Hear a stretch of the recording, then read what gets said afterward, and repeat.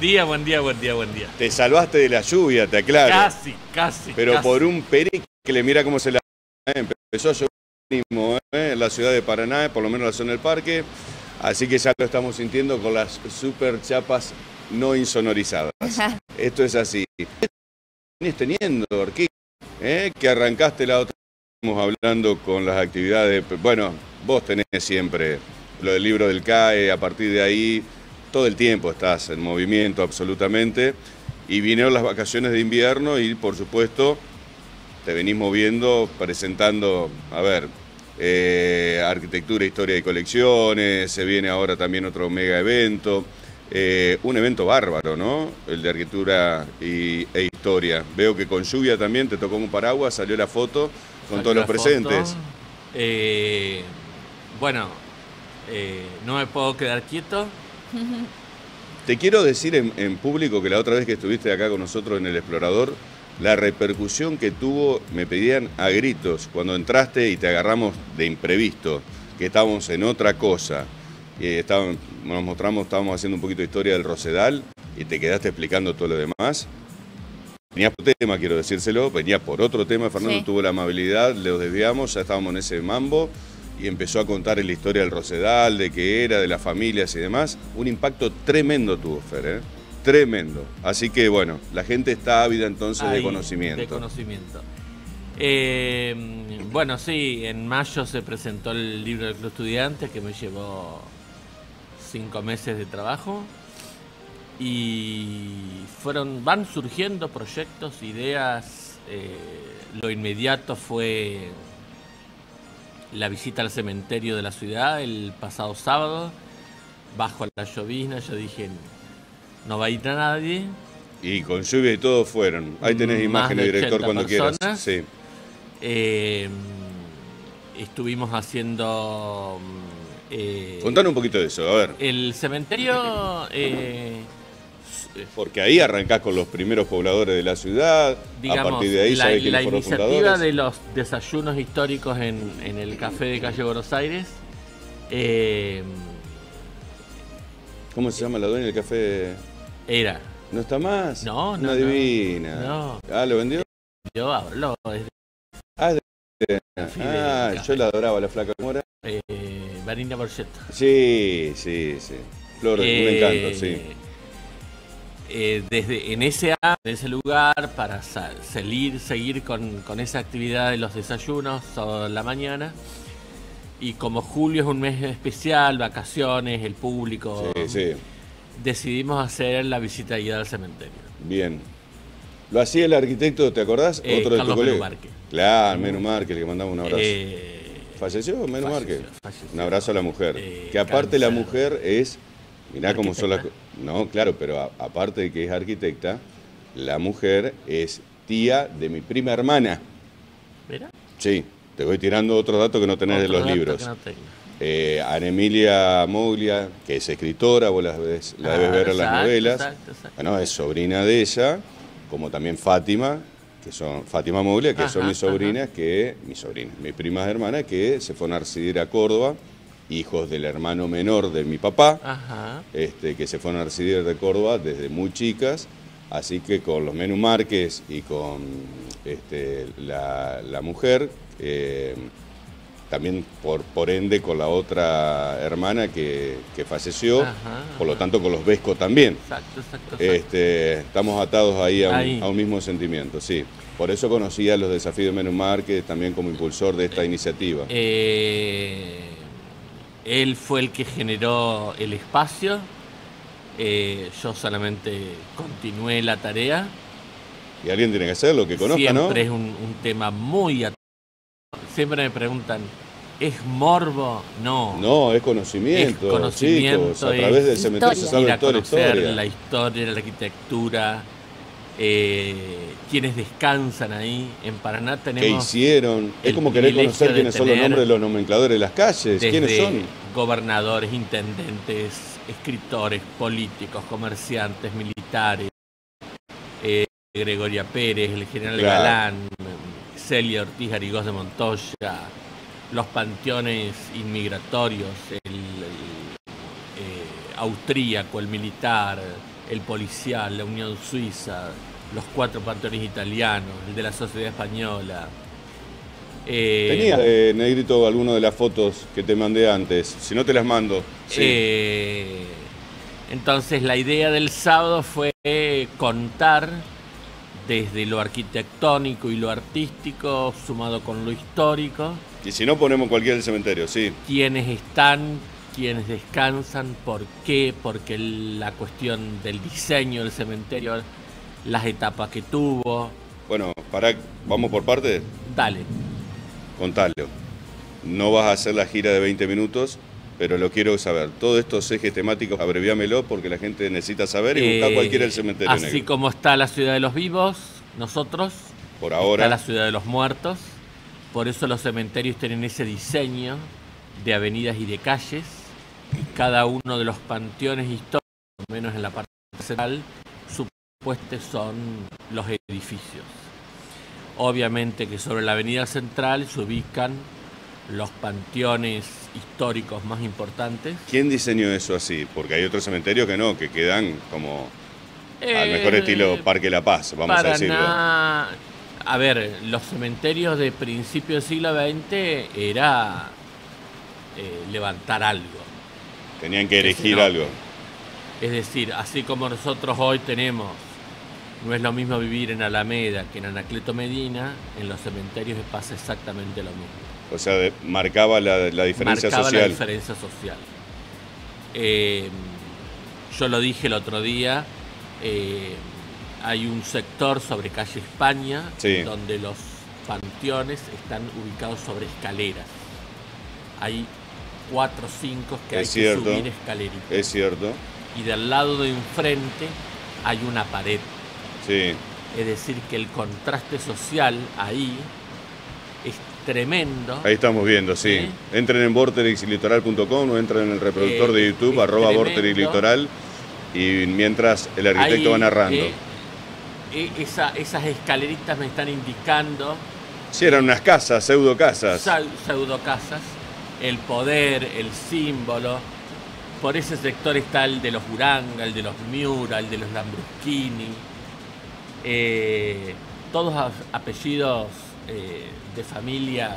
O sea, como que la vida continuaba en otra casa. Exactamente. En realidad la palabra cementerio viene de la palabra griega dormitorio, dormir para siempre. Y en el dormir para siempre, hacia principios del siglo XX, las grandes familias necesitaban construir su casa eterna. De ahí que convocaban a los mejores arquitectos, convocaban a... Se gastaban más ponchada de guita, porque si te lo pones a ver, se gastaban más guita en lo que era el panteón del cementerio que era la casa. El capaz, más caro, el más portentoso de todos, es el que está hecho en mármol, está al principio, es el de los hermanos Alejandro y Emilio Bosenbrock. Ajá. Es imponente, pero en la fotografía que estamos viendo... Sí, estamos viendo un lupeo, ya vamos a buscar otro, sí. Avenidas, calles, manzanas, es decir, las mismas estructuras urbanas de la ciudad, es lo que yo veo en el cementerio local. Claro. Increíble, ¿eh? La diferencia entre mausoleo y panteón no son lo mismo. El mausoleo es para una familia, el panteón es para una persona. Por ejemplo, el mausoleo a Belgrano, a Sarmiento, a San Martín, a Urquiza. En este cementerio puntual no tenemos mausoleos, no hay mausoleos, no hay próceres. Hay personas propio de que no fue la ciudad fundada, pero probablemente, y que se fue generando. Todo tiene que ver con todo. Sí. Pero, por ejemplo, Urquiza no está en Paraná, está en la Basílica de Concepción del Uruguay, no está en un cementerio, está en una iglesia. Pero sobre todo en Paraná tenemos grandes familias, grandes protagonistas de la vida del siglo XX, desde lo militar, los comerciantes, los escritores, personalidades destacadísimas. Las familias primeras, o las demás antiguas que terminaron en el cementerio, y por ende son las que fueron fundando prácticamente esta ciudad. No están acá. ¿No están acá? No. Los primeros, a ver, el Los cementerio primeros local pobladores. es, en el 1824, el gobernador Sola dicta una ley que se tienen que empezar a fundar cementerios. En 1826 se crea el cementerio de Paraná y de 1826 a 1860 la iglesia es la que lo conduce, la que lo dirige. Ajá. Desde el 60 hasta hoy pasa Es la municipalidad. es del municipio. Ujú. Es decir, que los primeros muertos paranaenses Estaban en otro lado. están debajo de la catedral. De la catedral. De la catedral, no del actual edificio, sino del, tal vez, del primer o segundo templo. En el edificio de la catedral es el cuarto templo que se construye en el mismo lugar. No había otro lugar, no había cementerio, está ahí. El cementerio de los Afro también, ¿dónde era? ¿Dónde estaba la zona de los tambores, frente al Colegio Nacional? Supuestamente ahí. Ese camping, ese campo de deportes, Ese campo de deportes era un antiguo cementerio. supuestamente, ahí. Y la cuestión, por ejemplo, hay joyitas en el cementerio de Paraná. El ejemplo más visible es el bisabuelo de Borges, Ajá. que es la única tumba que está en inglés, porque era irlandés, era protestante. En su momento el cementerio de Paraná aceptaba todas las religiones posibles, hasta que en el año... Y eran todos inmigrantes, mucho no podías pelear ahí, ¿no? Solamente acepta los católicos. Ah, mira. Entonces, él muere... Por eso la sociedad israelita tiene que meter otro ahí cercano también. No lo tenía ubica lugar, ahí por ejemplo. una proximidad de lugares de cementerios, así también ya hay un cementerio protestante. Ajá. El de Villurquiza, por ejemplo. Tal cual. Hay un cementerio protestante. Bueno, en San Benito todavía tenés el que lo regentea el católico y luego el privado, ¿no? ¿Y cuál es la importancia de Aslam?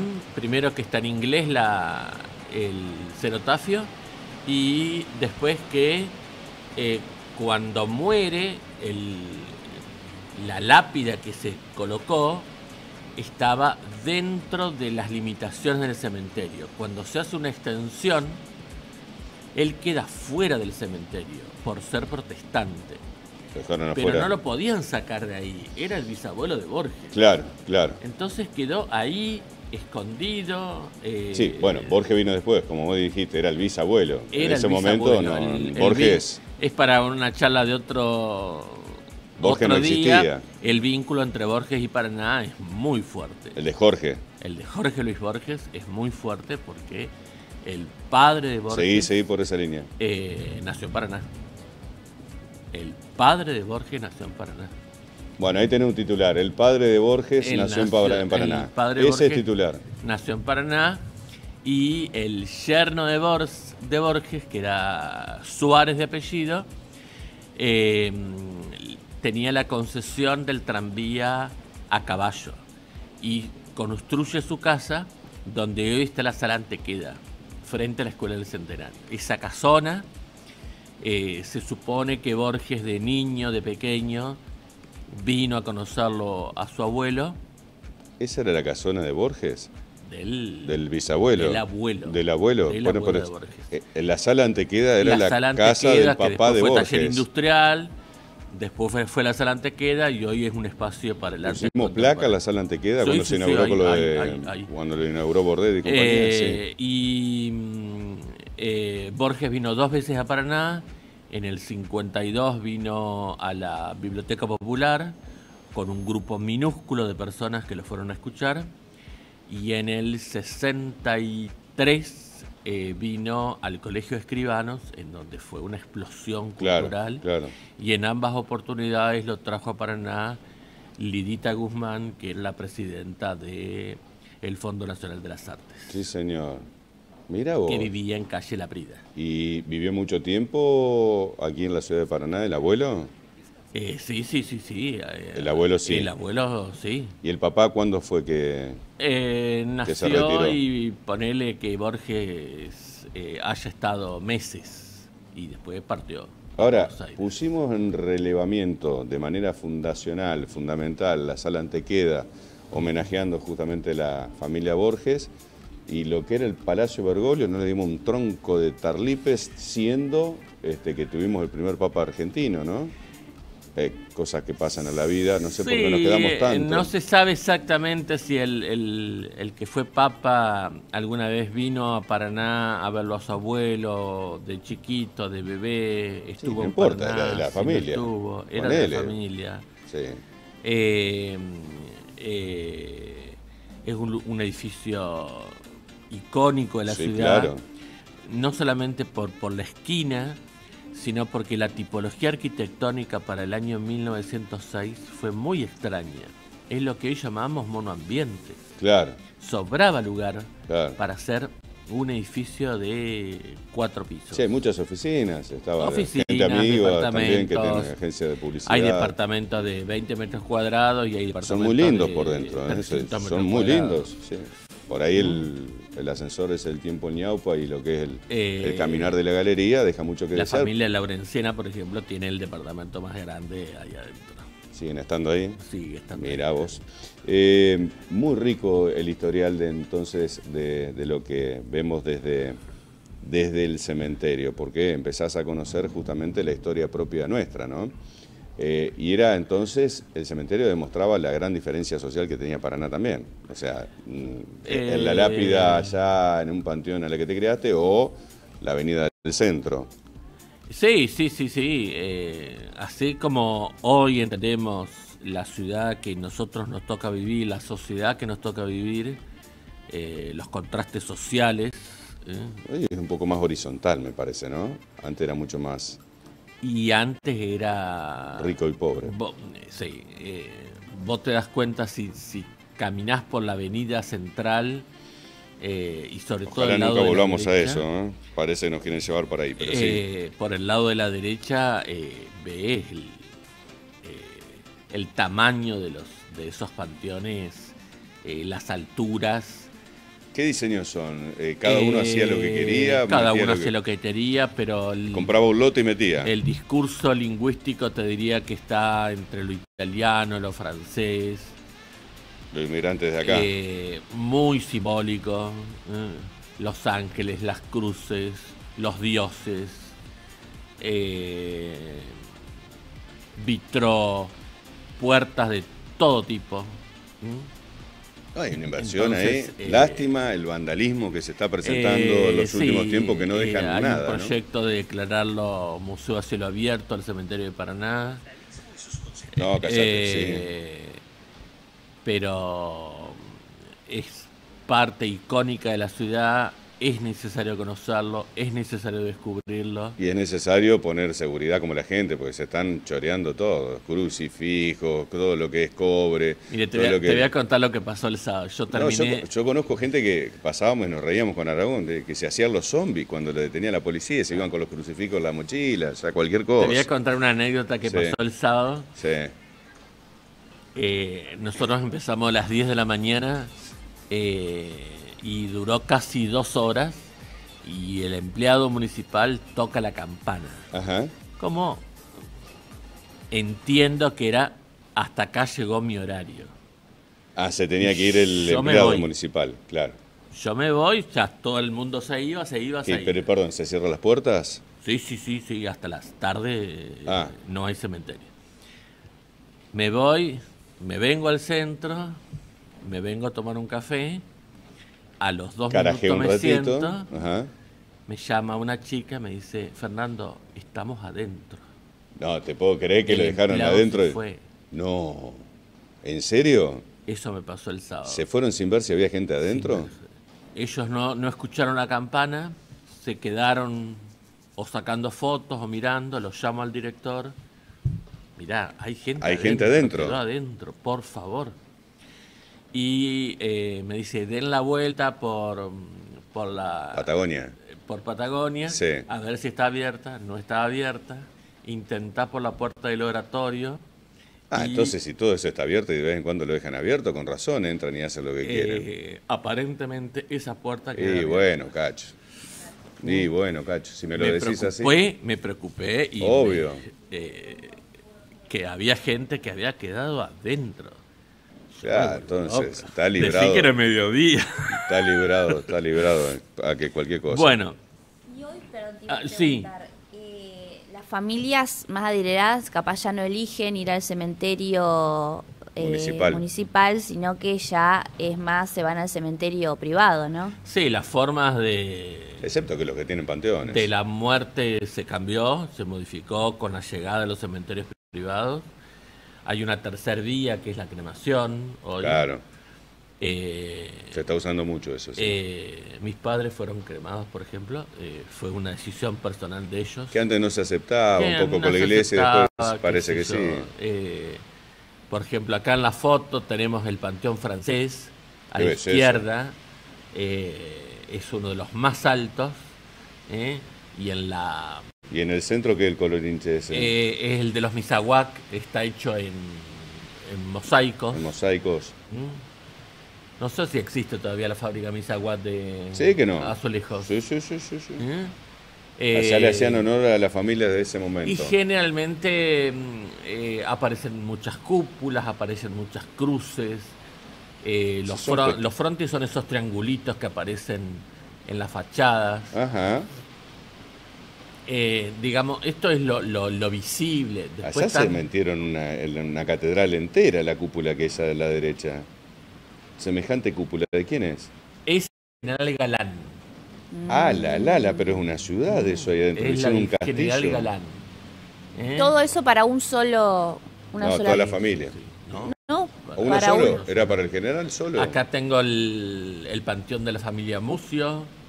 Ahí a la derecha tengo el panteón militar, que no se ve la foto entera.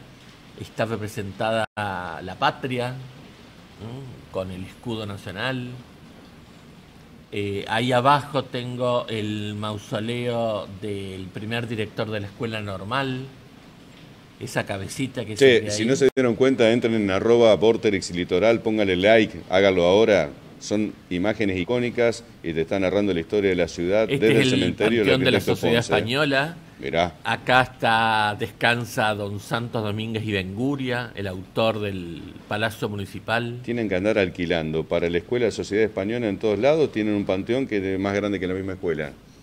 Con todo respeto, digo, cariño, mirá lo que invirtieron en el panteón. ¿Esto quiénes estaban? Todos. Principio del siglo XX. Y después hay familias, por ejemplo, los Parera, que son tanto. Ahí está el Panteón Francés que les decía. Wow. Es enorme. Wow. Y ahí en la fachada principal, en la parte superior, hay como un cajón que simula hacia arriba, el féretro. El cajón de Napoleón Bonaparte. El mausoleo de Napoleón Bonaparte, salvando todas las distancias, que está en la iglesia de los Inválidos de París. Es el único que tiene forma de templo circular. Es un monstruo. Es un monstruo. Y está como más arriba, ¿no? 1910, sí. Siempre la idea del panteón es que hay que subir el poder. Lo más alto posible. Más alto, más poder, digamos. Este es un ejemplo paradigmático del cementerio. No alcanzo a ver, veo como un manchón. Es del año 1910. Lo hace también el mismo autor del Palacio Municipal, Santos Domínguez y Benguria. Y es esa mancha, esa piedra toda negra. Es una piedra rocosa. Exactamente. Se la hacen a los escribanos Isasi y viene a quebrar Nada que ver con nada esto. Nada que ver con nada, y es la historia, viene a quebrar la historia y la arquitectura que hay, esa arquitectura monumental. Teníamos que distinguirnos hasta muertos. Señorial. Dicen. Sí, ¿a qué reporta único esto? En el mundo. Sí, es como que se utilizó, rocas, hay ladrillos, piedra caliza, mira vos. ¿Qué es lo que ellos querían comunicar con eso? No saber. Un quiebre, un corte, algo diferente, una algo distinto. Bueno, esta es la parte más normalita, si se quiere. ¿no? De los primeros avances de lo que serían luego las fundaciones del sistema de los nuevos cementerios. Ya, bueno, muy rico. Hablando de rico, vamos a cambiar de tema. ¿Por qué siguen las actividades? Todo esto está enmarcado en las jornadas que se llevan desde el municipio para revalorizar el tema de las vacaciones de invierno, rutina y demás. Son todas rutinas que van por parte tuya. Son agendas mía, totalmente individual. Surgieron, aparte de iniciativa privada, Fer. Sí. Aparte de esta visita al cementerio, se organizó una charla en un bar de la ciudad, que fui un jueves a la noche a hablar sobre qué es el arte y qué entendemos. Lindo, interesante. Hay una gastronómica, una propuesta de cata de vinos y de quesos, mientras yo voy hablando de lo que es el arte. Es la segunda vez que lo hicimos. Sí. Después, una librería que está sobre calle San Martín cumple 10 años. Me llamaron, a ver, se está haciendo todo un mes de actividades y está en exposición todavía. Sí. Son una serie de fotos inéditas de la ciudad. Son unas 50 fotos inéditas de la ciudad que nadie las ha visto nunca. Así que los invito, que pueden pasar en horario comercial de 8:30 a 20:30 a ver esas fotos de la ciudad. Algunas, la llegada de Fangio a Paraná, la llegada de Marielena Walsh, el automovilismo en el parque. ¿Cómo te muñís de eso? ¿Te lo entregan las familias? ¿Te llaman? ¿Te lo van entregando? O sea, es un proceso de... Usted es periodista, la fuente no se dice. Está muy bien, pero supongo que son las mismas familias desde ya. No. Va por el reconocimiento de uno y te van llamando a las familias. Esto es producto de una investigación. Yo trabajé 9 años en el archivo de la provincia. Chiquito. Picarón. Y no te lo habrás choreado, ¿no? Y fui todo a préstamo. Obteniendo, sacando. Foto de foto. El archivo de la provincia tienen como dato todos los ejemplares del Diario de Paraná.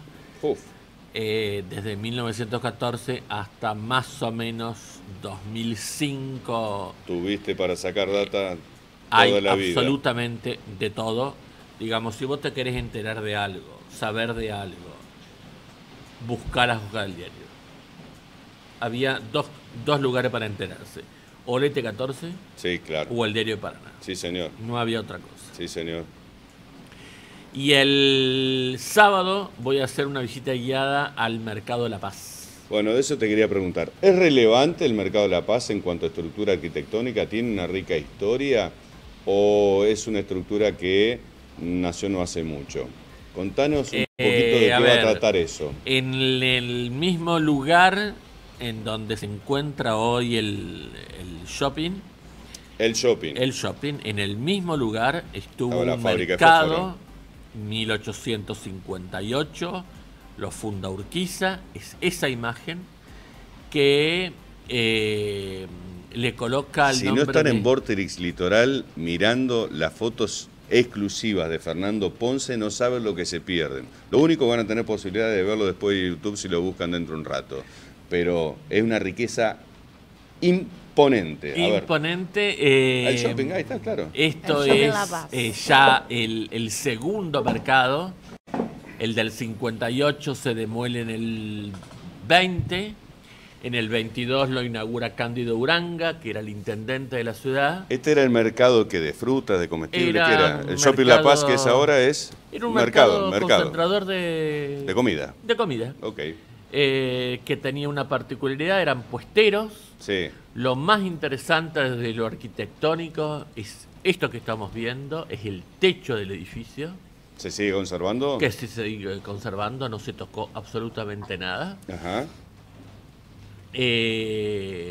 Había una particularidad. Esto, vaya uno a saber dónde fue a parar. El reloj del mercado central. Esa luz cenital que ingresa por la claraboya era una de las particularidades del edificio. Sí. Había pasillos, puesteros, ahí se ven. Ahí está. Fotos verdaderamente históricas.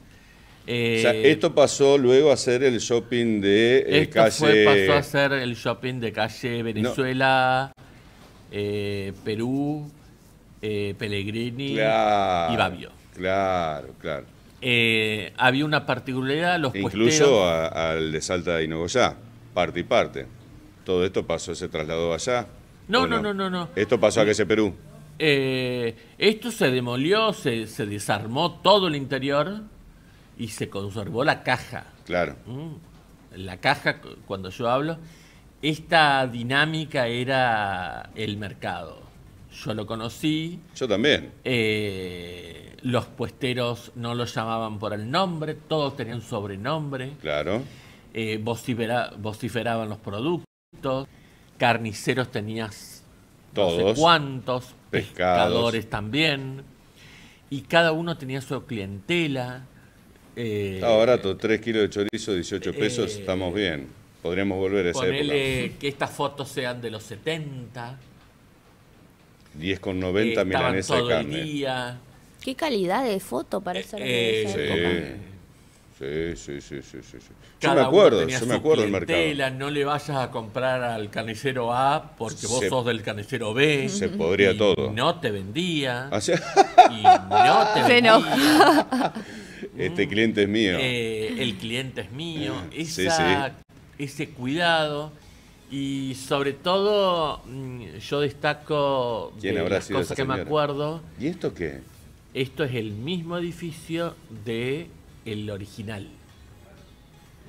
Así fue fue el primer mercado Este concentrador. fue el primer mercado que estuvo en esas 4 manzanitas. En La Paz. Pero mirá lo que eran, todos en carretas. Era una manzana urbana, pero que estaba dividida en 4 cuadraditos. Esta es una imagen imponente, más actual.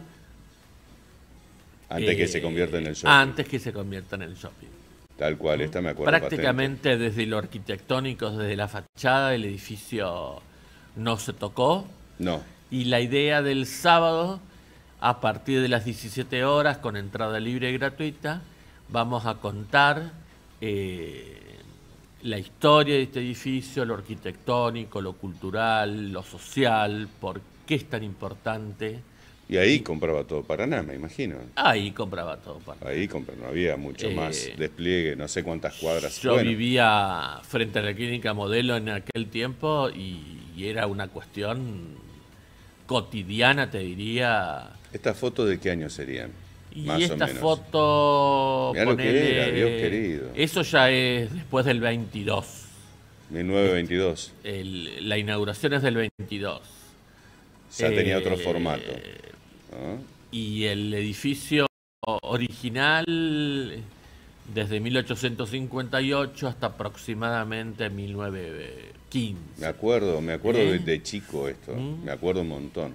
Me acuerdo un montón del reloj, es el reloj principal, me acuerdo. Era muy común, no era lo mismo entrar por una puerta que por la otra. No. Tenía toda una cuestión. Uy, me hiciste un flashback de mi vida tremendo, cuando era chico esto.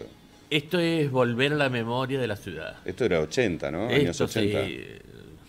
80, años 80 y duró todos los 80. Después los algunos 90 ya los puestos estaban desapareciendo, ya la gente no iba, sí. Mucha gente grande. Sí. Allá había Jorge, el pescador, ahí en el medio de la foto, que había 2 pescaderías juntas, una era Jorge y otra era Orsusa.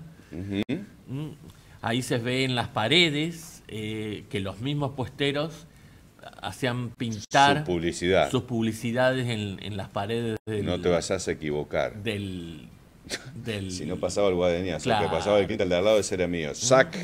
No ve deteriorado el interior, ya estaba para entregarlo. Ya estaba para entregarlo, ya la gente no iba. Ya había entrado en declive, ya las carnicerías eran de barrios. Ya la forma de comprar se habían modificado. Sí. Claro, antes todos iban a comprar al mercado. Era la mayoría. Que la mayoría. No había supermercados, no existía nada de eso. No había supermercados. las 3 cadenas de supermercados empezaron como almacenes, claro. Los hermanitos Abud y Spar. Tal cual. Y después se fueron agrandando. Tal cual. Estoy hablando, a ver, no sé, los 70, tal claro. vez un poco antes hayan empezado como los mercaditos. Hermanitos Spar, ¿y cuál era el otro? Abud. Abud, los 3 de acá, sí. Los 3 eran locales, los Sí. 3 invirtieron en Paraná, los Sí. 3 empezaron de la misma forma. Los 3 vendieron a internacionales. Y los 3 vendieron internacionalmente. Sí. Qué hermoso, hermoso recuerdo. ¿Y esto entonces a qué hora es la charla? Esto Fer? es... ¿Y si es libre y gratuita, de qué vivís? Libre y gratuita. Fernando, ponele un canon ya. No, por amor ya. al arte, ya para un poquito. Mucha herencia para la sociedad. Y te voy a empezar a producir yo. Miércoles, el sábado 19 de julio a las 17 horas. Nos vamos a encontrar en la puerta principal del shopping sobre calle Venezuela. Ahí voy a hacer una breve presentación y después vamos a ingresar y vamos a subir al primer piso. Y en el primer piso va a haber una serie de fotografías. Yo traje algunas. Sí. Hay muchas más de lo que es el edificio, desde lo arquitectónico, lo social, lo cultural, lo económico, la impronta urbana que tuvo y que tiene y que hoy está transformada en un shopping.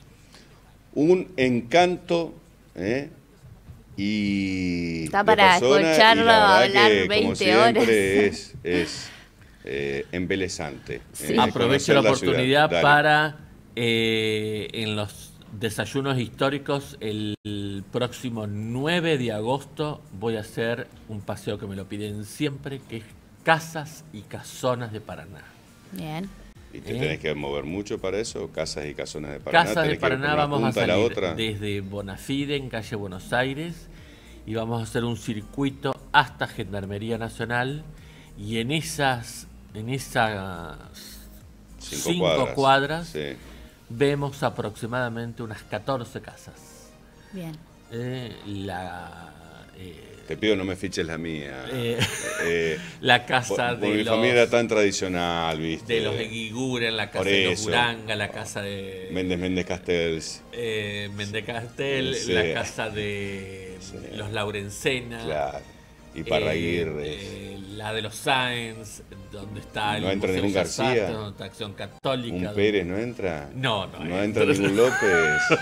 Pero che, no entra nadie ahí. ¿Ponce no juega? No, teníamos en otro lado 4 gatos la éramos. casa. Salazar no entra. No, tampoco. Pero la pucha, che. Gracias, Fer, querido. A ustedes. Un abrazo.